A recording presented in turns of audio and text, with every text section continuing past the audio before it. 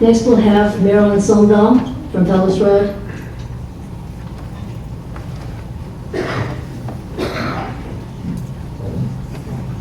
I've got news, it's going to be short. I represent 26 Sigdalslag. So from all of them to you, I hope you have a wonderful Stevne here. I'm a part of 2 of the logs here and 3 others. I enjoy going to Stevne, and since 1982 I haven't missed this one. I tried in 1998 to miss it, and 8 of my relatives from Norway were coming, and guess what? I didn't.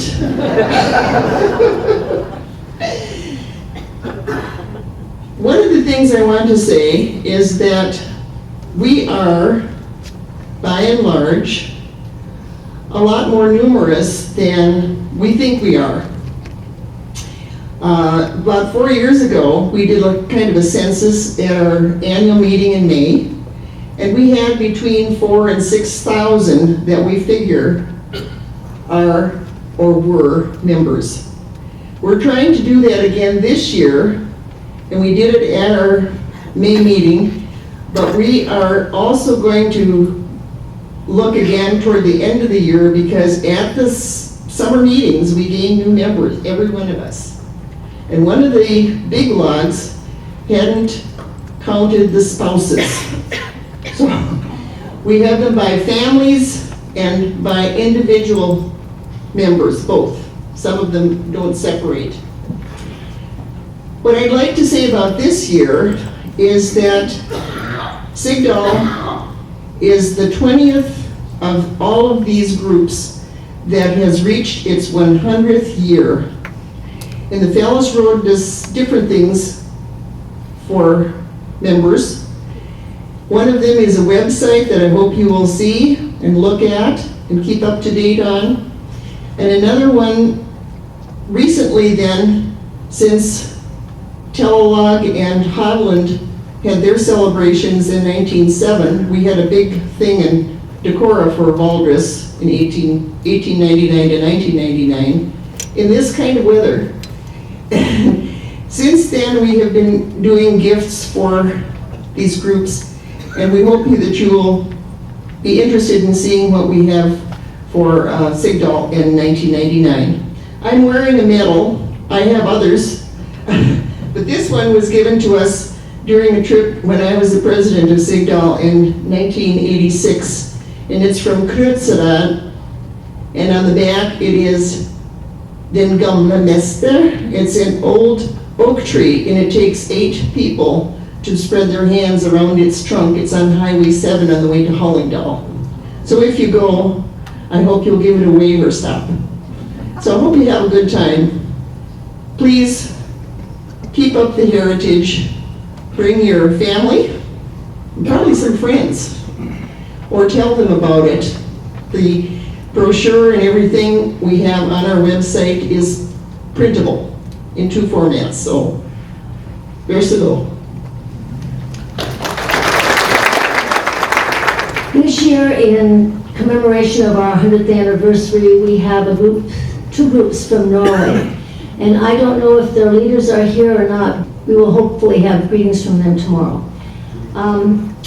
We will now have brief messages from the log presidents, beginning alphabetically with Hadeland. Is Jen Husenfeld here? Welcome, everyone. Are you having a good time? Yeah. Meeting your friends. It's a great time to come to a Sigdalslag Stevne and meet the friends you haven't likely seen for a year. And it's just a good time to be together. Our log had our meeting this noon at the Sons of Norway Lodge. So we are going to meet, have a meeting here.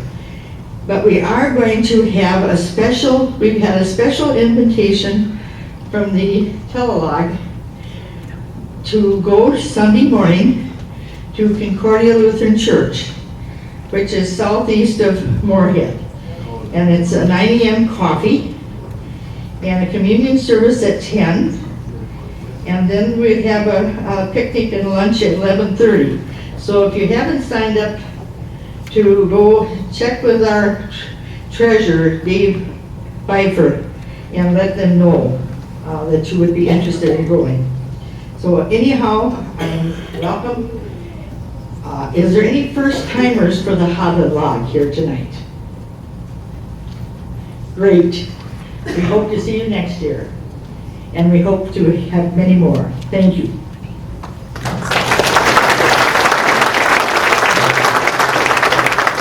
Okay, Sandra Hendrickson from Sigdalslag.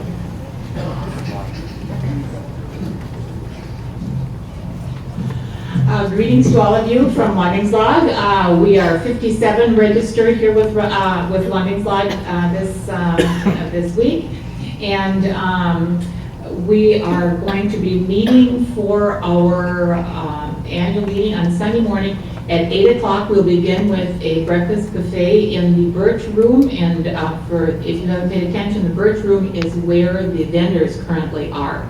And if you have not RSVP'd that you are going to be attending the breakfast, please do so to Ann Delano, our registrar. And I guess other than that, for those of you who, you might want to find, if you're a Lunding, please find, get word of where the Lundings are meeting tonight, because word has it that Lunding's lager has been brought from Illinois for all of us to enjoy tonight. So if you haven't found out where it's going to be, just find out from a fellow London. Oh, and we're very happy to be in such a friendly city as Fargo. A few of us just returned from dinner, and as we were jaywalking across this very busy road out here, you know, in Minneapolis you'd have to kind of run for your life across the street, or you wouldn't even dare jaywalk. And in this case, we're standing there waiting for the traffic to go by, and the traffic, they stopped for us so as 5 ladies could walk across the road. This is North Dakota. So for all of you North Dakotans, thank you very much.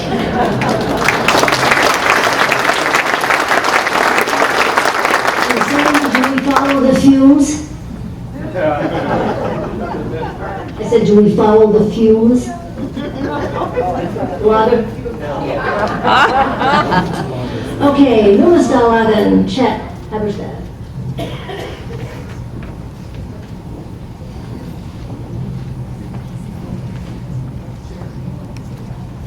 Okay, first of all, on behalf of Sigdalslag, I want to congratulate Sigdalslag on their centennial. And to think it was so amazing and so many Norwegians came for it. That's really amazing. Are there any of them here tonight? Are they Norwegians here tonight? Any I Norwegian? think they're exhausted. Maybe they were shopping. That's going to try to screw up my speech. I wanted to extend a special welcome to them. Anyway, since Sigdal and Numedal are so close together, in the valleys of Norway, I knew we had some from the group who also have roots in Numedal that are here. Our log has gone to Norway 4 times, and each time we've had the same bus driver from Flesburg. We gave him the nickname Cowboy, because of the way he always rode that stagecoach around those windy, narrow Norwegian roads. Anyway, he's supposed to be here tonight. He has told us several times that we are his favorite group he has ever driven for, and he enjoys us crazy Americans. And since then, he and his wife Inga have been dear friends to many of us. Are Cowboy and Inga here? No? I know we also had another one of Numedal ties here. His name is Gunnar Olsen with the group. His father Sigurd and his brother Udvar here in 1988. We had a bunch of Numedalers from Norway to our study in Washington that year. And afterwards, we had a tour lined up for a number of them of the upper Midwest. Well, in 1993, when our log went back to Norway, Sigurd Olsen gave our log this president's necklace, which I have worn with pride every step of the Norway tour since. There's Gunnar Olsen here.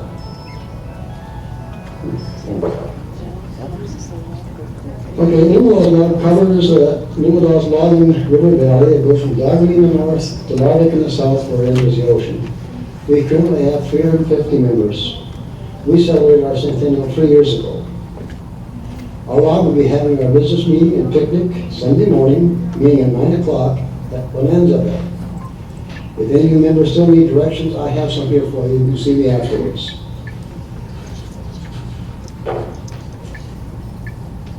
Now, tonight and tomorrow night after the meetings, if any of our lodge members would like to come up to our suite for the time of visiting and some refreshments, come up to 326. Remember that now, 326. I want to leave you. I want to leave you with a little story. Nobody has had a joke yet tonight. This is a true story. Got it out of the Fargo Forum. This is get out of the car. Anyway, it's a story about a lady named Lena. And Lena is in trouble again. It goes like this.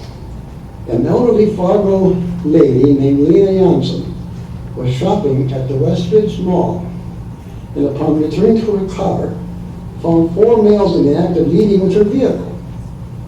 Well, Lena, she dropped her shopping bags and drew her handgun, proceeding to scream at the top of her lungs, "Yai had a gun, and I know how to use it.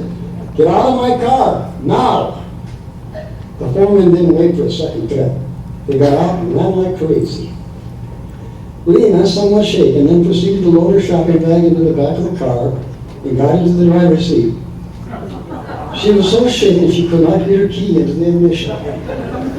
She tried and then she realized why. It was for the same reason she had wondered why there was a football, a frisbee, and 2 12-packs of beer in the front seat. A few minutes later, she found her own car parked 4 or 5 spaces farther down. Lena felt so terrible she didn't know what to do. She went to the police station to report her mistake. The sergeant to whom she told the story couldn't stop laughing. He pointed to the other end of the counter where 4 pale men were reporting a carjacking by a man, elderly woman described as white, less than 5 feet tall, glasses, curly white hair, carrying a large handgun, and speaking with a Norwegian brogue. No charges were filed. Moral of the story, if you're going to have a senior moment, make it memorable.